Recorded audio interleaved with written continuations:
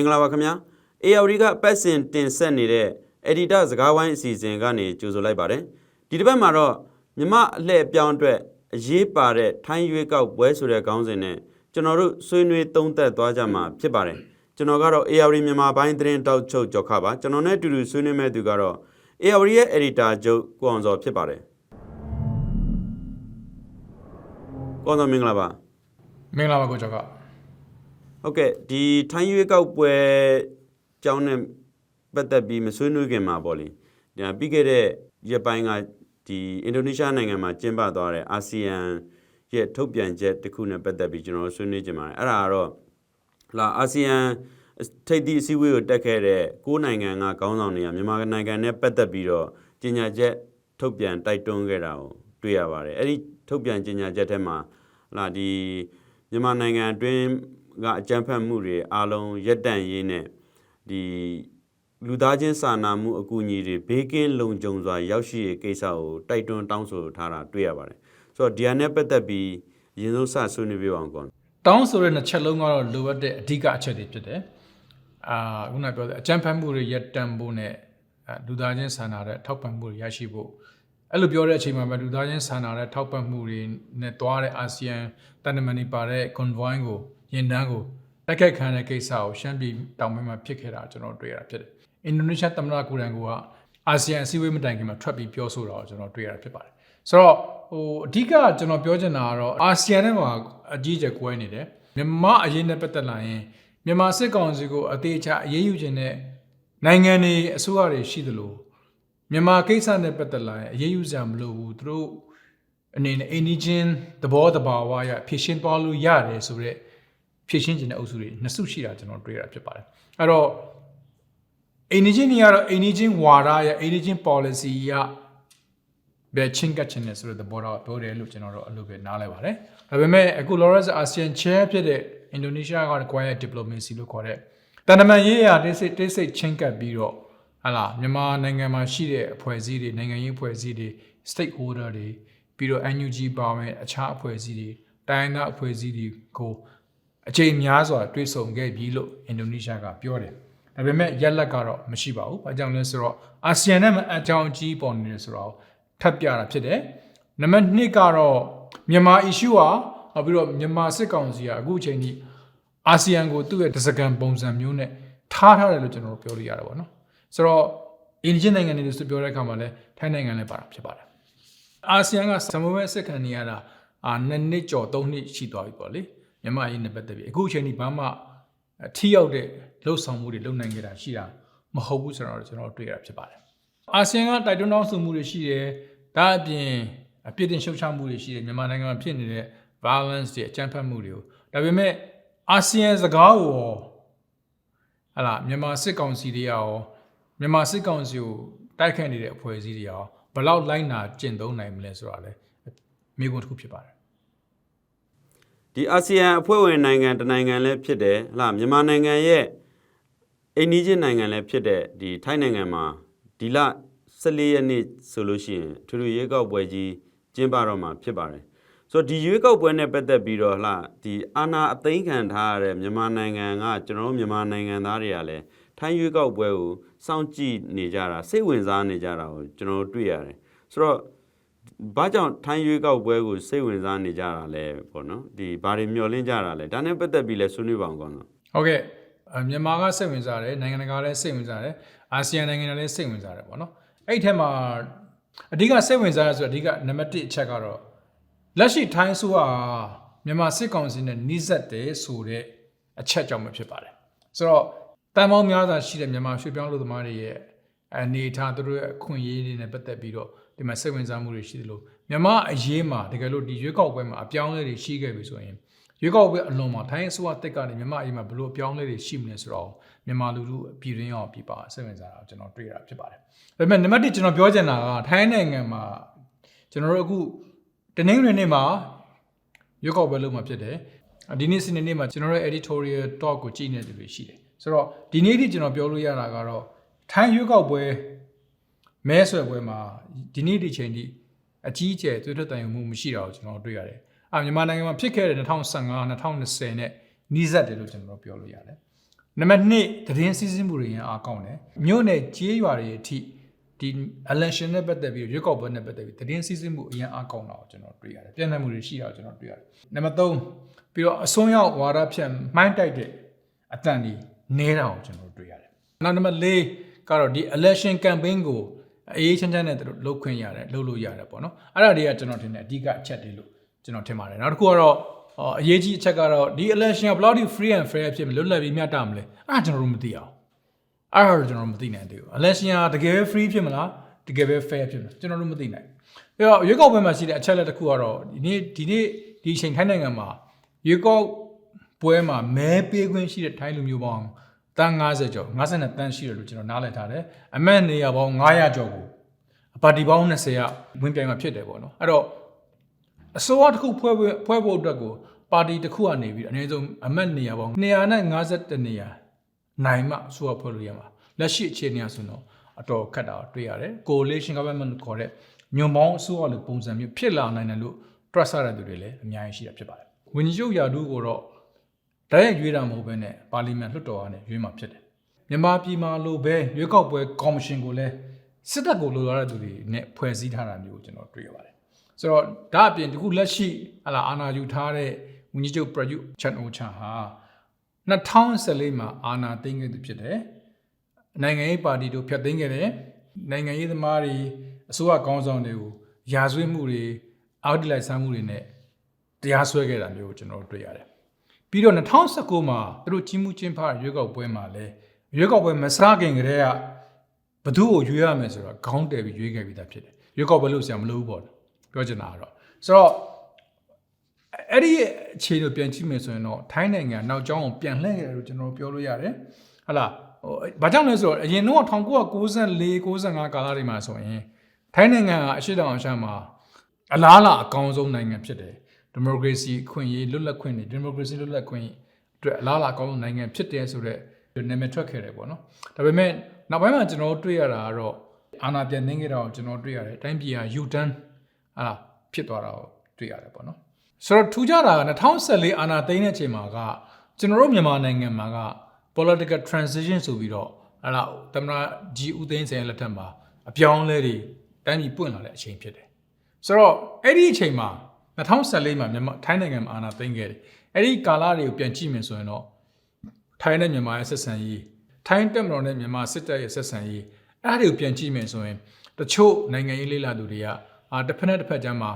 copy လုပ်တာတွေအပြန်အလှန်တစ်ဖက်နဲ့တစ်ဖက်နိုင်ငံရေးကိုဘယ်လိုကစားကြတယ်ဆိုတာကိုစစ်တပ်ချင်းချင်းလေ့လာကြတယ်ဆိုတာတွေသုံးသပ်ခဲ့တာရှိတာတွေတော့ကျွန်တော်တို့ပြန်ပြီးလေ့လာလို့ရပါတယ်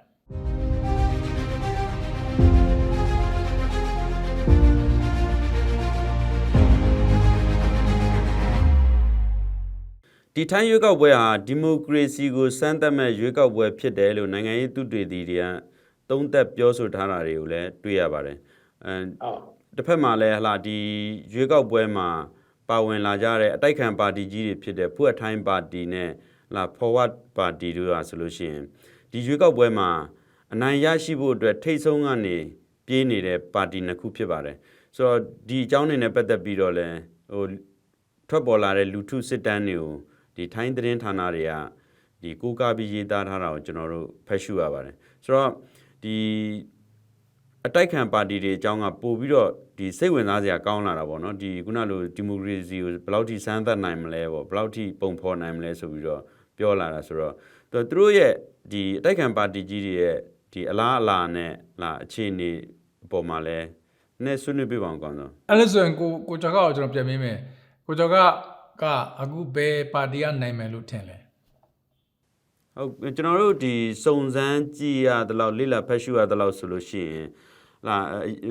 ထိတ်ဆုံးကပြေးနေရတော့ဖွတ်ထိုင်းပါတီပေါ့လေသူကတော့နိုင်ခြေအမြင့်ဆုံးပါတီလို့ပြောလို့ရတယ်ပြီးတော့ဒီလူငယ်တွေနဲ့ခေတ်ပညာတဲ့လူငယ်တွေနဲ့ဖွဲ့စည်းထားတဲ့ forward ပါတီပေါ့သူကတော့ဒုတိယအနေနဲ့လိုက်ပြီးတော့အနိုင်ရရှိဖို့ဒီရေပန်းစားနေရပေါ့လေဒီလက်ရှိဝန်ကြီးချုပ်ဒီပရာယုတ်ချန်အိုချာပါဝင်တဲ့ဒီပါတီကတော့ဒီတတိယနေရာလောက်မှာလိုက်နေတာကျွန်တော်တွေ့ရတယ်ဒီအဓိကတော့ဒီပါတီ20ထဲမှာဒီပါတီ3ပါတီကတော့ဒီရေပန်းအစားဆုံးဖြစ်တာပေါ့အဲ့ဒီထဲမှာခုနဖွဲ့ထိုင်းပါတီနဲ့ forward ကတော့အမြင့်ဆုံးဖြစ်နေတာပေါ့လေ ဆိုတော့အခုဖုတ်ထိုင်းဆိုတာတော့အရင်တော့ထိုင်းနိုင်ငံဘီလီယံနာတစ်ထေးကြီးခရိုနီကြီးဖြစ်တဲ့ taxation award ရဲ့တမီးရဲ့ပါတီဖြစ်တယ်ပေါ့ဖုတ်ထိုင်းကတော့အဲ့တော့ဒါပေမဲ့သူကနိုင်ငံရေးအတွေ့အကြုံမရှိဘူးဒါပေမဲ့သူ့နောက်မှာနိုင်ငံရေးအတွေ့အကြုံရှိတဲ့နိုင်ငံရေးသမားကြီးတွေသူ့နောက်ကနေပြီးတော့ backing ပေးနေတယ်ရက်တီးပေးတယ်လို့ကျွန်တော်တို့ပြောလို့ရတာပေါ့နော်ဒီကတော့သူ့ပါတီနိုင်ငံရင်ဟလာဝန်ကြီးချုပ်ဟောင်း taxation award ထိုင်းနိုင်ငံကိုပြန်လာခွင့်ရမလားဆိုတဲ့မေးခွန်းတွေလည်းမေးကြတာကျွန်တော်တွေ့ရပါတယ်ဒါပေမဲ့အဲ့ဒီဆုံးဖြတ်ချက်ကိုတာမန်အစိုးရတစ်ခုကပေးလို့မရပါဘူးအဲ့ဒီတာမန်အစိုးရကြီးတဲ့သူတွေကပဲပေးလို့ရဖြစ်ပါတယ်ဆိုတော့နောက်တစ်ခုကတော့ခုနဗိုလ်ချုပ်ကြီးအောင်ဖြစ်တဲ့ဝန်ကြီးချုပ်ဖြစ်နေတဲ့အခု UTN ပါတီကိုထောင်ထားတဲ့ဗိုလ်ချုပ်ကြီးဟောင်းประยุทธ์ချန်အိုချာရဲ့နောက်မှာလည်းစစ်တပ်ကိုလိုလားတဲ့သူ့ကိုလိုလားတဲ့ပါတီတွေနိုင်ငံရေးသမားတွေအလုံးကိုဩဇာကြီးတဲ့ပုံကိုယ်တွေသူ့နောက်မှာရှိနေတာဖြစ်ပါတယ်ဆိုတော့သူ့ကိုတခုတော့ပြောရမှာသူ့ရဲ့လက်ထက်မှာထိုင်းနိုင်ငံကိုတည်ငြိမ်အောင်ထိန်းနိုင်ခဲ့တယ်လို့ပြောလို့ရတယ်အဲ့ဒါကိုလည်းသူကသူ့ရဲ့ election campaign မှာထည့်ပြောတာဖြစ်ပါတယ်ဆိုတော့ဖုတ်ထိုင်းပါတီကနိုင်သွားရင်ဒီသူတို့အတော်လက်ထက်တုန်းကအခြေအနေမျိုး2014တုန်းကအခြေအနေမျိုးပေါ့လေဒီသူ့တော်ဆိုတာဒီ taxation award ရဲ့ညီမဒီရင်းလက်ပေါ့နော်သူအခြေအနေမျိုးပြန်ကြုံလာနိုင်မလားဆိုတဲ့စိုးရိမ်မှုတွေပြောဆိုမှုတွေလည်းရှိနေပါတယ်မှန်တယ်အဲ့တော့ဒီလိုအခြေအနေမျိုးတော့ဘယ်သူမှမရောက်ချင်ကြဘူးပေါ့နော်ဆိုတော့အခုဒီတပတ်လောက်အတွင်းမှာပဲဖုတ်ထိုင်းကရှေ့ကိုပြေးနေတော့လဲပဲmove forward ကဒီတပတ်အတွင်းမှာပြန်တက်လာတာတွေ့ရတယ်ဘာကြောင့်လဲဆိုတော့ तू က election campaign မှာဘာတွေပြောလာလဲဆိုတော့အခြေခံဥပဒေပြင်ဆင်ရေးဆိုတော့ပြောလာတယ်ထိုင်းနိုင်ငံမှာရှိဥပဒေဟောင်းကိုပြင်ဆင်ဖို့ reform လုပ်ဖို့ပြောလာတယ်ထိုင်းနိုင်ငံမှာရှိတဲ့ less majesty လို့ခေါ်တဲ့ဒ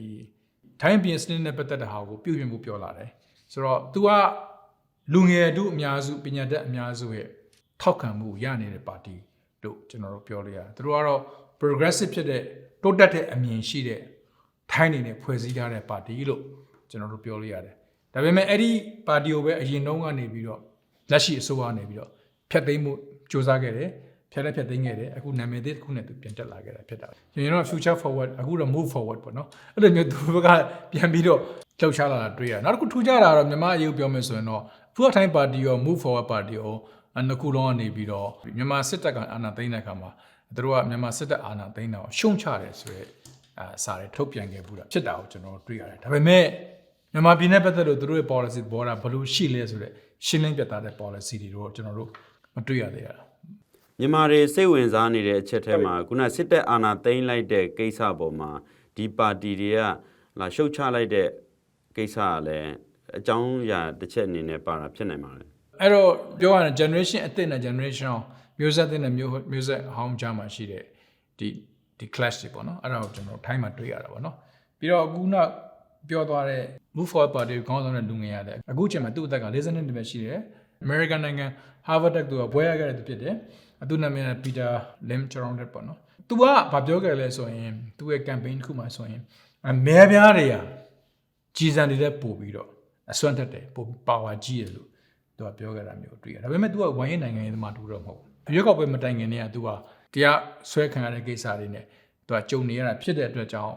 election ပြီးရင်ရော तू ဘယ်လိုပြဿနာတွေကြုံအောင်မလဲဆိုတာကိုအားလုံးကတွေးဆနေကြတာဖြစ်ပါတယ်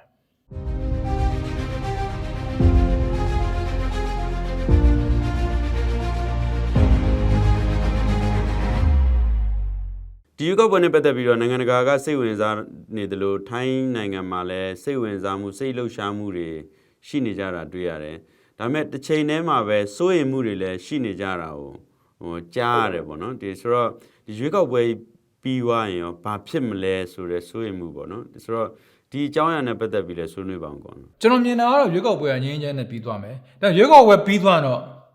ဖြောင်းတန်း straight forward ဖြစ်မယ်ဆိုလို့ကျွန်တော်တို့တွေးထားတာတွေကမှားမယ်လို့ကျွန်တော်ထင်တယ်